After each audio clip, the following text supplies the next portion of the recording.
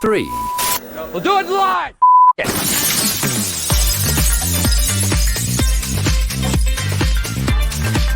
Now we're live! Erin Kennedy.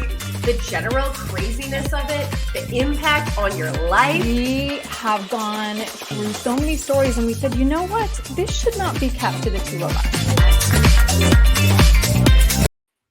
Hi, Megan. Hi, look, I'm wearing my favorite color again. Black. You're lucky that is in the approved color palette. Is that your approved color palette? Yep, I'm good. With forest green, I'm good. I know, yes. No, I love it. And I love that color on you. I always have, but I could never wear it, which made me so sad. Yeah. Hey, how was your Halloween? It was good. The weather was crap, which is always the case though. Yeah. So like it was raining all day. It was disgusting all day. It did dry up just in time for everyone to get out and like do their thing.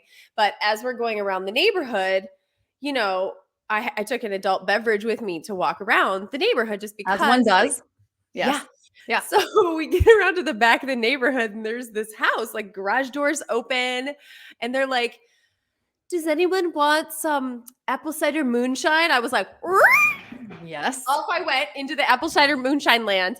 Erin, I went back twice. I was going to say, that's a very Indiana thing. That is awesome. That is great. It was so Indiana, like so Indiana, but I enjoyed it. And I was like, this is making my trick-or-treating so much more fun. Yeah.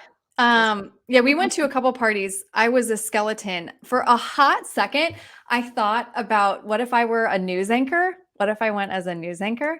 Well, but the thing is, if again, since I've moved to Minnesota, like 90% of the people here have no idea who the heck I am. Not like I'm anybody anyway, but the joke would have fallen a little flat. Erin, I almost did that. This is funny because it was raining and it was so crappy. So Lana and the kids were off school because they had fall break. And I was like, we went out to lunch and I was like, girls, it's rainy. Mommy should totally put on her hurricane gear. Don't you think? My WPLG pants and jacket, and Lana goes, yeah. Mom. So I was like, okay, or not. To that age, you're not cool anymore. No, nothing's cool anymore. And I keep trying to tell her, like, you've no idea, like, I am the cool mom. You may not see it, but it's true. I say it too. Hey, speaking of cool, we have a great guest today. Okay, so background on this guest. You know how sometimes you just happen to come across someone's Instagram and you just like then thoroughly get hooked on it and you just are completely entertained and you love it. So I think maybe like a year and a half, 2 years ago, somehow I found Jim Lanahan's Instagram. And it is like must-watch Instagram TV for me, but also Lance. So it's so funny because he doesn't care about most of what I am watching on my phone or whatever. But if he hears Jim Lanahan's stories, Lance will be like, wait for me. I want to watch it with you. And I'm like, and Lance is a tough audience. So that is saying something. But I think what I love about Jim is that the way he tells a story is just, it could be a story about French fries, which, by the way, I'm going to have to ask him about that in a moment. But I will sit there for 20 minutes and listen to Jim talk about French fries. So I felt like you all needed to meet Jim because he has a background in theater. He works in theater now. So going all the way back to New York, to Broadway days and all of this. I want to understand, in addition to just introducing you to the fabulousness that is Jim, I want to understand a little bit more about Broadway and also what that world is like. Plus, he's a giant news fan. So we should dig in and get going because I can Jim forever. Welcome Jim Lanahan. Hi, Jim. Hi, Erin. Hi, Megan. Good morning. Thanks for coming on. Oh, it's my pleasure. Thanks for having me. We are so happy. I am in my guest bedroom in lovely Palm Springs. I've lived in Palm Springs for about 2 years now. And I'm from New York City. As many people know, I am a tried and true New Yorker. I'm hardened. Megan, my favorite color is also black. I have a ton of black, But I will say I've moved to the desert. I'm a desert lizard now. And I really love it here. I've acclimated. But I mean, like weather-wise, that was a clutch decision, I feel like. Yeah. Well, I'll tell you right now, it's our spring, right? Because the temperatures are coming down. We're getting a little more moisture. Things are blooming. So my allergies are crazy. But I will take this over being in New York City with snow and sleet and hail coming. I Mhm. do miss sweater weather. I miss sweater Yeah. weather a lot, you know. But For like there's not a week. it's literally one nice week a year in New York. That's right. That's Yeah. it. And then after that, you're like, crap. Now I need like Yeah. my big coat, my rain boots. You're Mhm. stepping in garbage puddles and all that crap, you Oh, know? the worst. Yeah. So, Yeah. Jim, it was so exciting to hear Megan when she wanted to talk to you because we've thought long and hard about, like, well, of course, TV news is crazy. And we've shared many stories about how it's toxic yet hilarious. Yeah. And the world of Broadway, we can only assume, would be very similar. So we want to hear your take on that. But also, as Megan said, you being a new super fan, we just did an episode on KTLA. You are like in the trenches with that team. So we're going to talk about that too. But just why don't you start with maybe some misconceptions about Broadway, because you are actually like a talent scout and producer, right? Yeah. He's hiring Yeah. and firing, yes? Yeah, yeah. You know, it's so funny. I will say everybody always says to me, like, oh, you're so lucky you work on Broadway. And there is something to the fact that I took my hobby and I made it into a career. And I am very lucky that I get to do this for a living. That is not lost on me. But I still get the Sunday night scaries. I Yeah. still don't want to go to work on Monday morning, you know. And by the way, in my industry, we don't really have weekends off. We are 8 shows a Yeah. week, 6 days a week, 5 shows in a weekend. It is exhausting. And I I produce a specific niche, which is known as national tours. So a Broadway show comes to your town, no matter where you are, for a week, maybe a week of Wicked, right? Everybody's seen Wicked in town. They're doing 8 shows. They're loading in on Monday night and Tuesday morning. They're doing 8 shows. And then on Sunday, as soon as that second show is over, they're putting it in a truck and they're driving it overnight to the next one. It never stops. And so, yeah, I absolutely love it. Don't get me wrong. I wanted to do this since I was a little kid. I've done everything in the business. I was auditioning and I was in shows in my 20s, living on tour buses. I became an agent. I became a marketer. I became a press rep. I'm now a producer. But I think just like you two probably know from your industry, there's a lot of times where you're like, what exactly does paying your dues mean? And how did I work this hard all these years to get to where I am? And I think we put up with more in your business and in my business than say a person that became an accountant for the state of New Yeah. York, right? Or something. Yeah. And so thank you. And yes, it's awesome. And yes, sometimes it's not awesome, you know? So I want to understand a little bit. Like you're in a position now where you're like trying to cast people in roles in shows, right? And maybe Mhm. it's a new show, and so you have to try to get the vision of what you think that show is going to look like by picking the right people. Mhm. Okay, so in TV news, that world is like, okay, we need a blonde woman. Or we need to have like an Asian man over here because this is the perfect combination with our thing or whatever it is, looking at the demographics. Like, how does that work in your world? Because then Mhm. talent comes into play in ours, but like it's bigger for yours, I would think. Yeah. Mhm. You know, I always say when you see a show open in New York or on tour, that show has probably been in pre-production in the planning stage for 3 to 5 years prior. That So long. way before we are even thinking about hiring someone to be on stage, I'm already thinking about who's going to direct this show. I just produced a show about Aretha Franklin. I wanted to make sure that the story of America's greatest Black lady singer was told by a Black American lady. It was really important to me. I can't tell that story appropriately in 22, right? So it starts way before finding what we call the creatives, the directors, the designers, building a collective goal, if you will, a vision for this production to come to life, what it's going to look like on stage. Then you start with the hires, all the way down to crew hires backstage.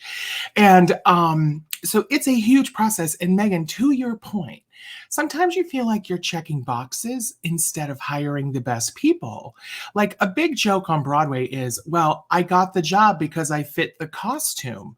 Meaning, like if, a show's been on in New York for a couple years and you go in for what's known as a replacement casting, you kind of look like the person that had the role before. You fit the costume so they don't have to spend any money on outfitting you and you just get hired. And that's And a it's real like, thing. That really for sure happens. oh, constantly on every show, every single show. Interesting. What about that first person though? Like that first, like the first star in a show. How are you picking like that person? Well, there's a little more leeway on that. So the creative team gets to actually pick who they want based on hopefully talent. Hopefully how they come in and how they perform when they sing the songs, they read the script. But there's also a lot of politics. Like I would assume, as in your business, agents have a big loud voice in the room sometimes. Some people don't have agents, sometimes people have a reputation that you want in your production, or maybe you don't want in your production, right? So all of those things come into play, but you are right. In the very, very first company, hopefully we're putting together a group of creative humans who are able to best espouse the vision of the show. Mhm. But after that, it's very much like, okay, so third, as you said, like it's a BIPOC role. So we need to find a BIPOC person who will fit in that costume and can start work in 3 days. Like it is that cutthroat sometimes. Well, like, It's how so many very people- subjective too, right? I mean, that's something that we have been, I don't know, lucky enough that Megan and I are likable and good looking enough that when it is subjective, we're okay. But there must be even more that goes into it. It's almost like finding Miss Americas, right, Jim? Because you have to be smart, sing, dance, all those things. Now, I'm a fan of your show here, and I was watching a previous episode with your former colleague, Lionel. Yes. Say his last name. Moise. Okay, I didn't want to mispronounce it. So Lionel Moise, who, by the way, might be my future ex-husband. Gosh, he's delicious and smart great. and articulate. Yes. Love him so much. But he told you all a story about one time being released from a contract and someone said, well, didn't you perform your deliverables? And he was like, deliverables? Like, What's that? Yeah. And I hear it loud and clear because in your business, it's so subjective. And in my business, they literally have a word for it called it factor. Like, oh, they have a real sizzle. They have an it factor. Well, that's great, but she can't sing the songs, right? She's a hot actress and I'm not in the business of trashing people's decisions, but I will allude to a very famous show that's on Broadway right now, Funny Girl, and the casting that's happened in that show over the past year. And so you start to make choices based on the right decisions, the wrong decisions. Sometimes those decisions are money. Sometimes those decisions are politics, nepotism, whatever it is.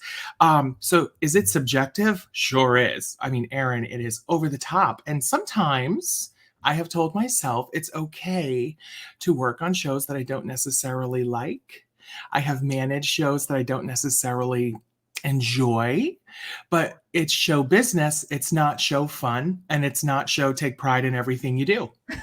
Yeah, unfortunately though, right? You're so right and I feel like I don't know about you, Erin. In fact, actually, I do know about you because I'm guessing the answer is yes also. But like I've been on shows before where it really feels like you're kind of mailing it in because like you don't love the vibe. You don't can't love be the 100% direction on everything every day. I mean, we are humans. Yeah.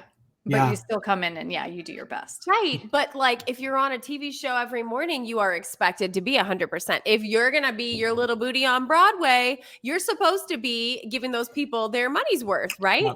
Yep. But every night, 8 times a week. That's right.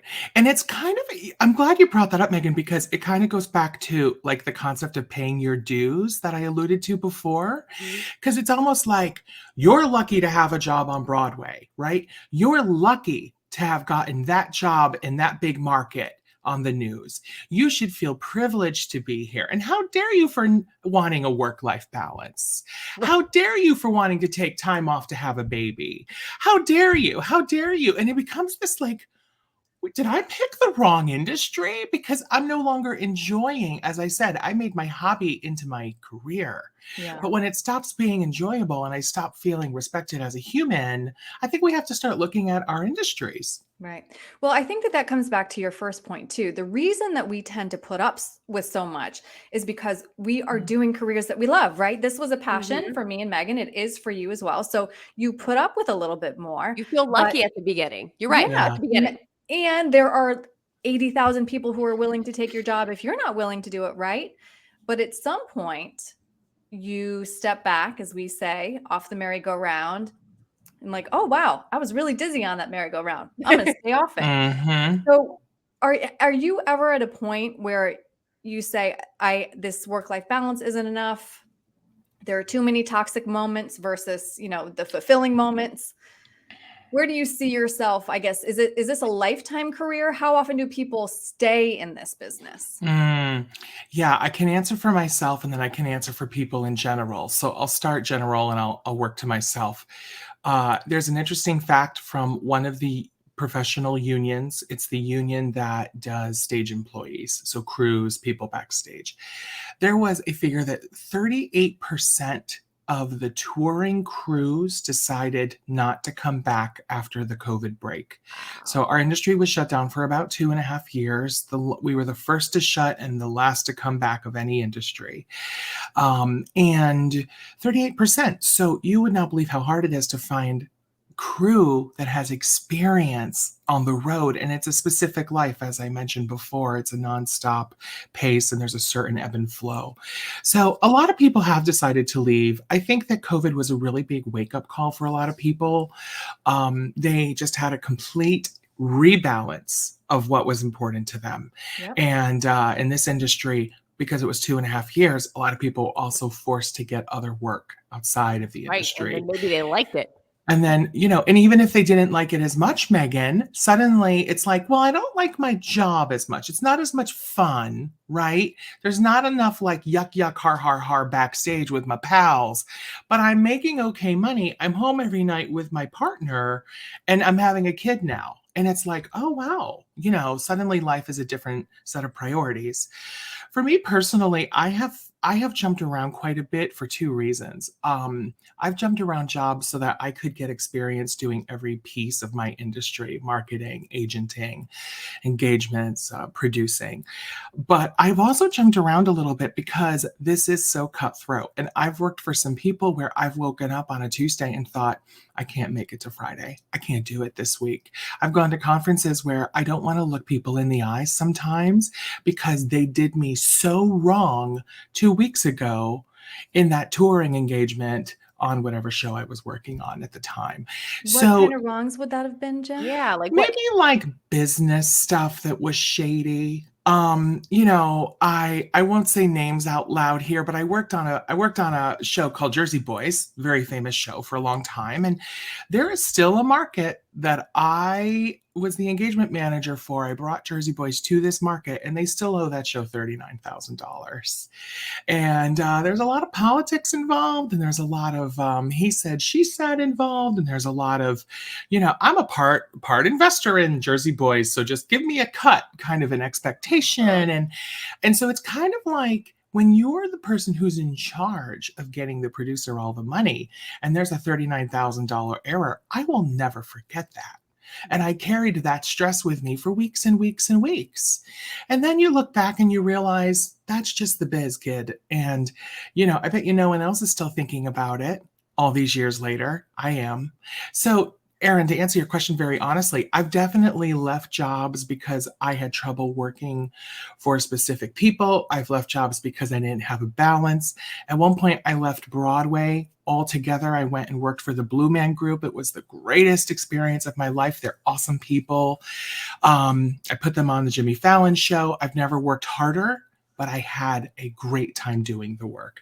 And those are the moments when you're like, I'm in the right spot. Yeah. I should be working for Blue, or and now I work for a company that doesn't just do Broadway. They do a lot of other things. Famous game shows brought to life.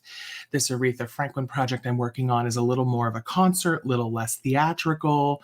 So again, I've made this switch into another lane where I can kind of have a little more balance and a little less politics. Yeah. Yeah. Because that's hard to deal with, I think. And you mentioned too with COVID, the theaters were the first to close, the last to reopen, but also I think it's a very like New York sensibility, of course, on Broadway. It would have to be because it's in New York, but that filters down through the whole industry. So you mentioned it's still not quite back to where it was. So where do you see it going? What's going to happen to theater? Will it bounce fully back? Mm, it worries me, quite honestly. We all thought we would be back already. And then we thought, well, definitely in the fall of 22, it will be back. If it's not back for 21-22 season, 22-23, which is the season we've just begun, that season will be back. And it's still not. So it worries me a bit. People who are not coming back tend to be the archetypal theater buyers. Old people who have a little extra cash, who want a low-key matinee. Broadway subscribers are notoriously women aged 35 to 55, but right on the heels of that are men and women 55 plus. And those people are not willing to go back into a theater and risk their health yet, is what we're finding. The other thing we're finding is that people are willing to do it, but it's last minute. It's okay. The show's tomorrow night. I woke up. I don't have COVID. I feel pretty good. COVID rates in my city are low. I'm making an educated guess. I'm going to buy the ticket for the show tomorrow. But Well, that doesn't. Yeah, I know. But that doesn't work for people like me who have put out hundreds of thousands of dollars to bring the show to your town. I need to know that you're coming already because I need to pay the bills, right? So I don't know how and when the sales are coming back. I think that Broadway has already adjusted a little bit to produce shows that are for younger audiences, the audiences that are already coming back, and they're a little more fearless about COVID. So a show that's just about to open is K-Pop the Musical. It is geared towards young people in their 20s. It's geared smartly towards the BIPOC demographic, particularly tourists from Asia, which is a huge part of Broadway sales. A little known fact, Asian tourists is what kept Phantom of the Opera open for 33 years on Broadway because it was the #1 sales channel, people from Asia. Yeah. So they're changing what they produce in order to kind of get in the new demo. But it's like anything else, your industry included, what happens at the top level at Broadway, concerts, etc., it trickles down, right? So it'll be a couple years before that gets down into a market like Huntsville, Alabama, which is a secondary market, and they're getting the shows that were produced 3 years ago now. So it takes time for the entire industry to kind of come back and readjust. Now, what a strange balance you must have with COVID rules being very strict in New York, right? And those rules have to go to Huntsville, Alabama, where they don't care. And I mean, that's one thing. But then I hadn't even thought at all about your key demo being older. So you would think that they would want those stricter protocols, but that's not necessarily what you're finding. Politics are more important to people than demos, to say it politely. So like, I remember when we first came back from COVID, we had every protocol in place. We would go to Texas, and the locals, the people that work in those theaters, would just look at us like we were crazy. And I told my people, I said, I need you to be safe. I need you to be able to get up tomorrow and do the show again. So we're going to wear masks. They don't have to. I'm not going to tell people in Texas what to do, but my job is to keep my people safe. It was so awkward, Erin, and it was so uncomfortable. And even now there's this weird moment of my rule is everybody's going to mask up. Everybody's going to be vaccinated. Everybody. How that plays out on the road is a completely different thing, because I do want to respect people's health and body autonomy. I don't want to tell them how to live their life, even if Right. they work for me. Yeah. So it is very awkward. It's not gotten any easier. Oh, no. Okay, so I Yeah. want to understand, because part of the way that I found you on Instagram, Jim, is because I think my friend, I think this is how it happened. Courtney Friel, who used to work for Yeah. KTLA. Uh-huh. Okay, so like I think she posted something that you had posted or whatever. And I was like, who is this fun guy I have to start following? And that's how it happened. So within the scope of that, you all should know that Jim is like a very big fan of the news. How did that come to be?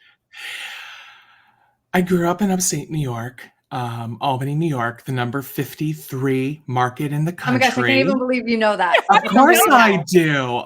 That's awesome. And all of my friends were news people. So even though I was a theater kid, there is sometimes a bit of a crossover between news people and people who perform on Oh stage. my gosh. Yeah. Yes. Okay. Yeah. Uh-huh. I can't tell you how many news people I worked with who were theater people. Yeah. Yeah. Yeah. Yes. And so, and I will tell you, if being able to go live every day, that's performance. You know what I mean? There is a level of performance and delivery there that is acting for sure. Yeah. So I grew up doing theater with a lot of news people. I got to know them in Albany. I went to college in Albany, New York. I moved down to New York City for grad school and I started working on Broadway. I've always had news people in my life. Always, always, always. Roommates, when I was in Albany as an adult, my roommate was the anchor at Fox 23 in Albany. You know, he had a shirt that said local celebrity. I would pee my pants whenever he would wear that out to the bars.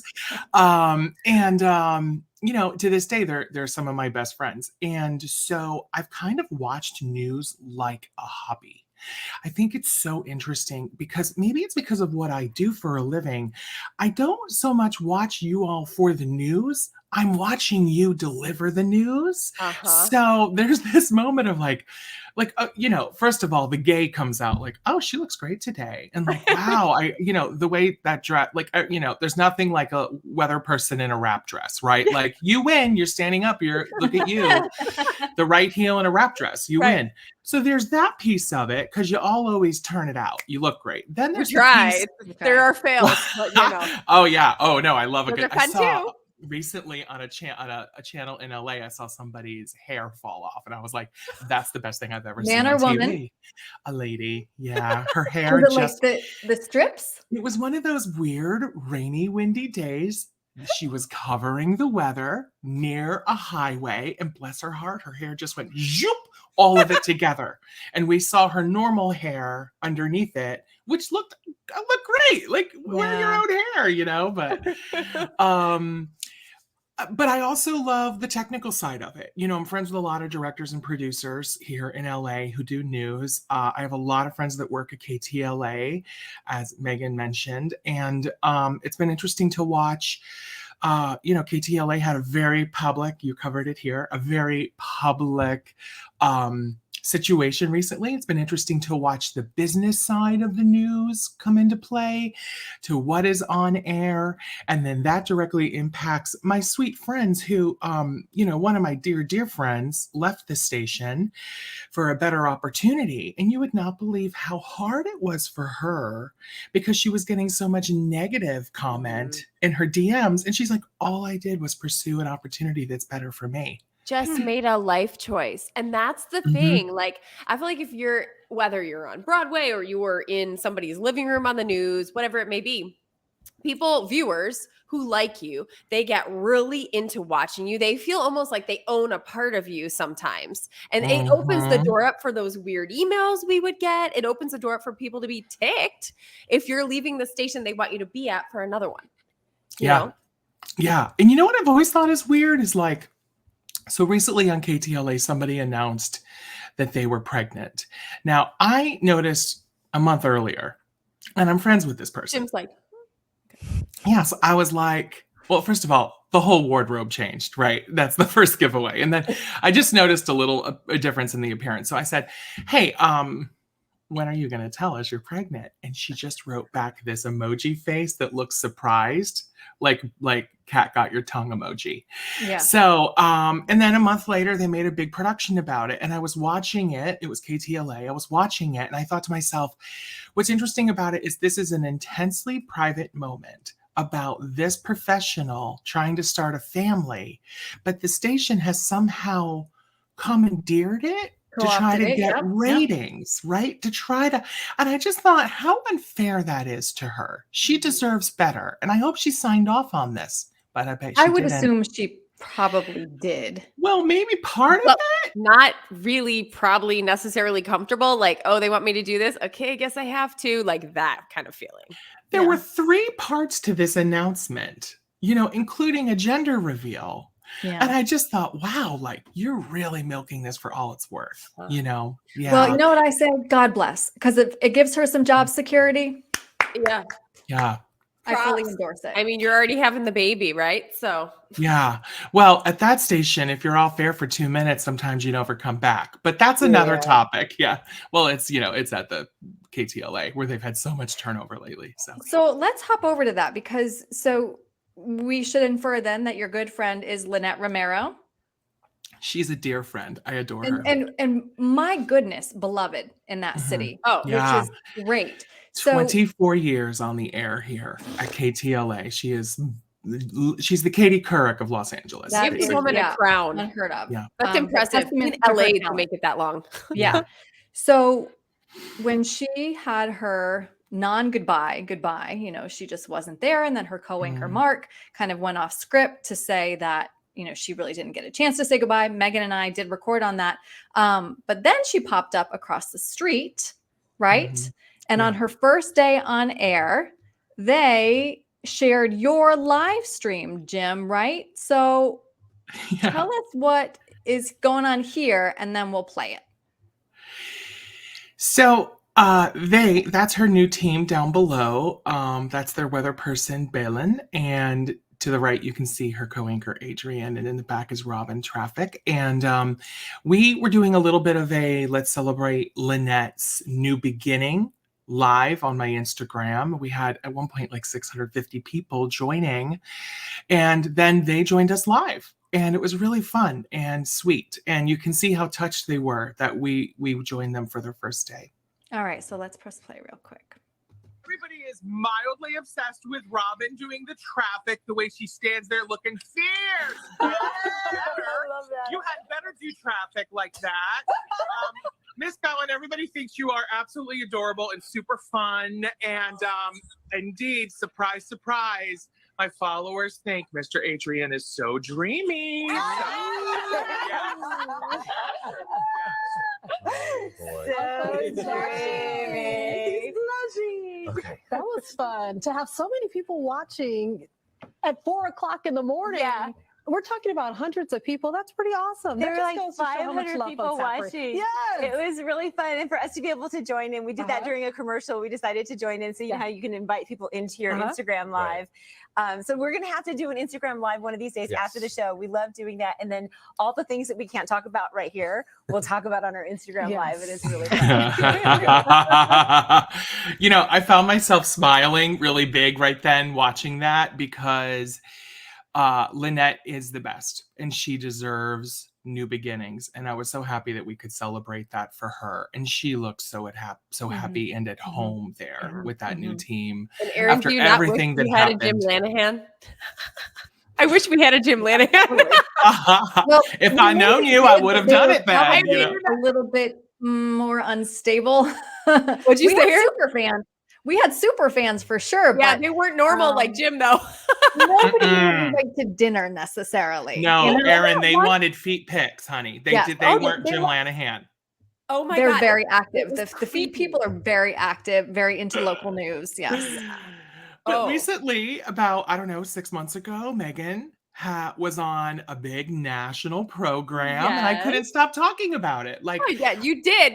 That's right. I did get a little Jim Lanahan at that point. I'll tell you, because it's all about supporting the right people, I think. Like, in and out of news. Like when you find somebody that you appreciate and you know that they espouse the right parts of life and they value the right things, promote, and that's why it's been such a privilege to talk about Lynette so much. And same thing for you, Megan, when you were on the national show, and I still remember you doing a specific story, and I was like, look at Megan, she can do anything. I'm thrilled that people are getting to see it. Oh, Yeah. Doesn't it make you a little bit sad though? And I'm sure you have similar conversations with your news friends that a lot of really talented people in TV news have left or Mhm. are very much looking to leave. Mm-hmm. Yeah. And, it's so funny because it goes back to that like paying your dues conversation. Like it's a hard business. And watching how KTLA handled Lynette's departure reminded me that there's no loyalty in the business. It's literally a business, and we're going to make an announcement about Lynette's departure. Lynette's not going to be able to address it herself. Lynette had to go quiet until she wound up on her new station. She still has never really talked about it because that's who she is as a human being and a professional. Wouldn't it have been great to tell the audience that had watched her for over 2 decades, she's leaving. Here's why. We love Lynette. We know you do too. We've got 3 more weeks with her. Let's celebrate the heck out of her, right? I just feel like they handle things for the wrong reason. So anyway, to your point, Erin, yeah, like, of course people are looking to leave because they don't feel valued. And they don't feel, they don't have a sense of balance that we talked about already. They don't feel valued. So why would I stay in a situation where I don't, have time with my kids or partner? And then a lot of these folks in your business and my business are not getting paid enough money to Not do the anymore. work they're doing. No, Can you give us salary ranges for like leads to crew? Well, it really does vary so much. Union, non-union, right? Broadway contract in a union environment versus Broadway on a small tour environment. So a Broadway, third person from the left in a Broadway show. I don't know exact dollars. I haven't looked in a minute, but it's about $1,900, $2,000 a week. It's not so bad. You have to remember, though, you're living in New York City. So $100,000 in New York's actually not a lot of money, right? And a lot of people do have a side business. They're social media managers. They do headshots. All my Broadway friends who hold contracts that they've worked years and years to get, they all have side jobs. Wow. If you're a star on a Broadway, I've had stars in my big Broadway tours that made $5,000 a week. I had one that made $7,500 a week. She was somebody who has multiple Grammy Awards and has an R&B career, $7,500 a week. So that's a whole different level, It can go all the way down to, though, if you're on a non-union tour and you're maybe like the props person, which is a lower tier crew position, you might be making $1,100, $1,200 a week, plus a per diem, plus hotel. So you're pocketing the salary, but again, it's not money. Yeah. And then I think about that person who's doing props because they're also doing stage management, right? They're also probably what we call like a hotel captain because there's probably a bus and a sleeper bus. So we need someone to be in charge of hotel check-in. They're doing multiple jobs for that $1,200 a week. And again, I kept thinking about the parallels between our businesses. For you all, it's what they call now MMJ, right? Yep. That person is doing 9 jobs all by themselves. And maybe in a C-level market, they're making $38,000 a year. Holy crap. Yep. Maybe. I made 17. Maybe. Yeah. There you go. Yeah. Yeah. My first job. Good old Parkersburg, West Virginia. Wow. Jim, hey, we're gonna go through some of our stories. Just relate this to Broadway. That are questions, not this will be stories. fun. Craziest story. Oh my gosh. I auditioned for Carol Channing for a Hello Dolly tour in the 90s, and she told me, for a big boy, you sure can dance. Thank you. Thanks, you. Carol. Did you get the role? No. Apparently I couldn't dance well enough. Not well enough. Craziest viewer letter comment. I don't know if does that fit? Probably just those comments that are like so inappropriate about the lead lady in whatever show it is, and it's like, oh, sir, we don't even respond to them. We do a lot of blocking and moving on. Is that emails or physical letters that you get? These days, it's on social media, like through an Instagram Oh. DM. Yeah. Most dangerous assignment? Oh my gosh. I've done a lot of shows with fire and like a lot of haze and like pyrotechnics. So that's always tricky. The Blue Man Group, they have a lot of stories about people reacting to the blue paint on their skin, you know, 8 times a week for half their life. And so yeah, it's like stuff that's embedded into the work, as it's not like anything crazy ever happens. I've heard of stories about, there's a famous story about Phantom of the Opera in Las Vegas. Christine fell through a trap door and fell 2 stories. You know, there's crazy stories like that out there, but thankfully nothing on my projects. Phew. Tell me you worked in Broadway without telling me you worked in Broadway. This is really deep inside, but yeah, I went to one of those parties on Fire Island and I saw that director nude. That's good. That's good crew bonding, right? Yeah. Oh, I mean, it's a certain privilege with this one person. Yeah, for sure. Hilarious. All right. A talent that you've learned on Broadway that other people should adopt in their own lives. I think just constant code switching. And it's something that LGBTs do as well. So we know, you know, a young person who's still figuring out who they are, they know how to talk to mom and dad. They also know how to talk to that cute person at the bar. I'm sorry. What is code switching? Can you just? Yeah. What? Code switching is being able to immediately flip into almost a different language. So, you know, for a long time, it was like I would discuss people that I was interested in with they, them pronouns. So I didn't have to use he or she because I hadn't yet told my mom that I dated dudes, you know.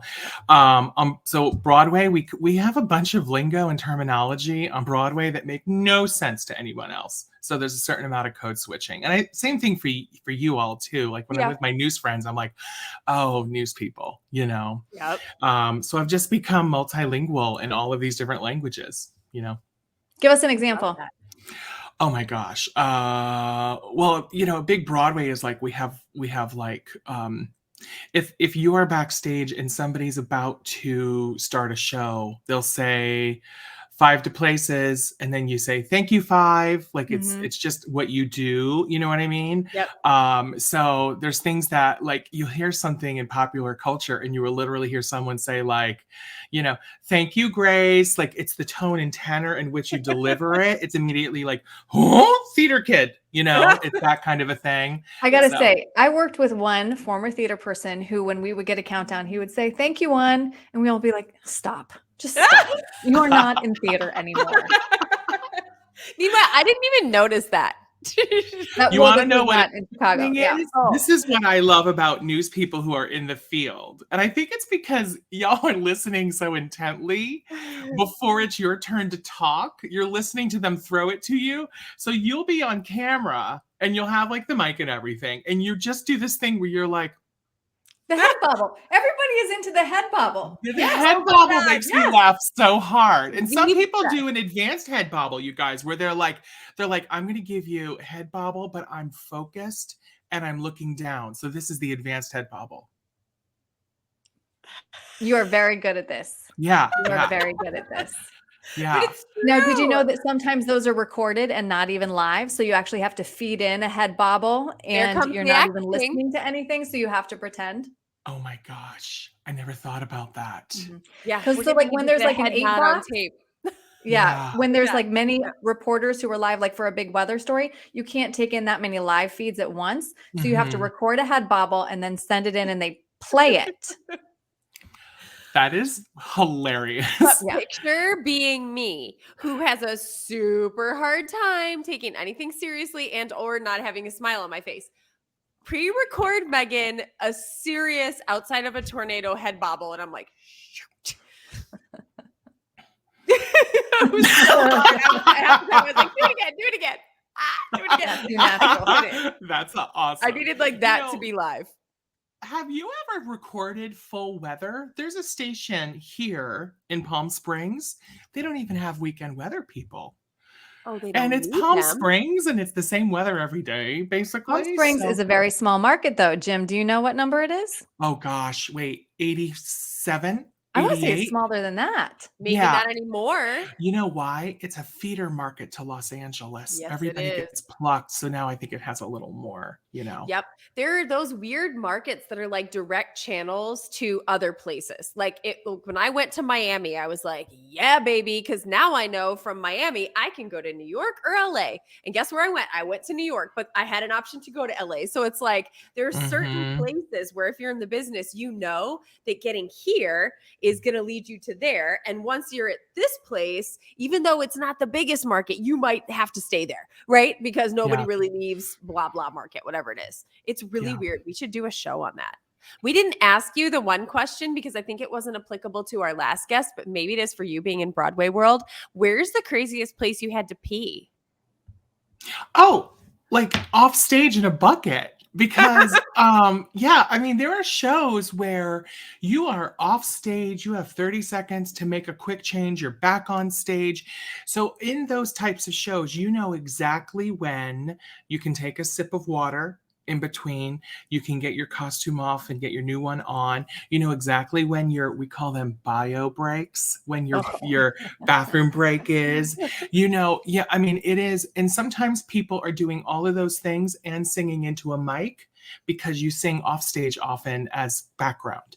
So it's all happening and it's carefully orchestrated. Yeah. You would have to learn, Erin. You would have to learn. Okay, I debated sharing this or not because I certainly don't want to drive a wedge between your relationship with Megan, Jim. But did you know that Megan is very uncomfortable by watching Broadway and really bad Broadway? I can't do it, especially singing. I had thanks for having me today, ladies. I had no idea. Here's the thing. If it's good Broadway, I'm in it to win it. Okay. Like I was a dancer growing up. It's like I love it. But if it's like subpar singing, I get very embarrassed watching it. Yeah. I'm spoiled. I don't go to bad theater. And when I see bad theater, I leave it intermission. I don't put up with it either. And does it like hurt your soul? Like I went to one Broadway show, and I won't even say who was in it because it is a famous person, or maybe I should. I don't remember. That person is probably not watching our show, Megan. Okay, so it was Matthew Broderick, and he was doing what was the show, Jim? Was it How to Succeed in Business? No, it was the Nazi one. The two men, the two producers. It had Nathan Lane, and Nathan Lane was amazing. Yeah. But I was like, I kept like in my chair going like, I get stuck. I couldn't. I mean, it's funny how some people in my business have created a career for themselves and they can't actually fulfill the basic tasks in the business, but if you're famous for other about TV news, thank you very much. No, people are doing the news / doing the weather and have literally no clue what they're doing. Yeah. And they get really far up in the business and you're looking at them like, how are you there? Yeah. I know, it's wild, isn't it? It's crazy. The other thing about Broadway is that it is a true suspension of disbelief. Broadway doesn't make sense. We don't stop in the middle of the street and start singing in our real life. So I understand it's not everybody's cup of tea, but because it's so absurd, it's the perfect release for me. Yeah. So after COVID ended, I went to New York to put up a show, and my first Broadway show away because of COVID in 2.5 years, I just went to Wicked. It's a spectacle and a fairy tale, and I needed some whimsy, and so, it all depends on what you take from it. But I hear you. There's no place for bad. If it's a bad one, I can't with it. Well, and if somebody's that miscast on Broadway, someone's not doing their job. So, that may be the case. Jim, we should just encourage everybody to support Broadway, right? Yes. Yeah. Go Bring it back. buy your tickets in advance, please, to the Yeah. show so that you don't stress Jim out, right? Yeah, and wherever you are in the country, go to your Performing Arts Center's website and see what's coming. And even if it's not Broadway, if it's a concert, if it's a dance company, support the arts because the live entertainment space is really suffering. And quite frankly, more than just Broadway. Broadway is going to be okay. It's everybody else that needs a little bit of a boost right now. Mhm. So, Thank you, and right. the other thing, Erin, is thank you for saying that. Support the kids right now. You know, there's not a lot of pathways for young people to come up in this business, particularly BIPOC people. When I was young, everyone said to me, well, you can't make a living in the theater. And I believed them for some time. And I went to school and studied psychology. I went to graduate school for psychology because I didn't believe in my ability to have a career in this. And a lot of young BIPOC people, they literally have no idea this even exists. So if you get an opportunity to contribute to an arts organization or go to that local dance recital and just tell all the kids, especially that chubby little girl in the back row, who doesn't think she belongs there, how great they were. That's really the work we can be doing on a grassroots level to help support the business long term. Yeah, I like that. you're Yeah. so I like right. And how does everybody find you, Jim? Well, Instagram at Jim Lanahan. Love Yeah, thank you. When I'm not producing, I'm a life coach. I do a lot of life coaching posts there on Instagram. I also have a website, jimlanahan.com. And also my favorite thing is Jim Lanahan's rating of French fries at fast food restaurants. Well, the number one French fry in my estimation, Erin, is the Five Guys French fry. It's delicious, fresh cut every day. It's triple washed to get the extra starch out. Then it is flash fried in steaming hot peanut oil, which is changed out every day. I think it's delicious. You can get salt or How do no you salt. know this about the French fry? I know, I pay attention. When I really love something, I really love something, you know? He goes all in. Hence Broadway Yeah. and TV news. Yeah. I love it. So much, Jim. Yeah. I know you're like always so crazy busy, but we totally thank you for coming Very on, much. spending No, this hour with us. well, thank you for doing this show also and letting everyone see the other side of news because for people like me, this is comfort food and you know, gossip and like everything I love in life. So I love your show and thanks so much for having me. Thank you. All right, Jim Lanahan, thank you. Thanks, y'all. Bye, everybody.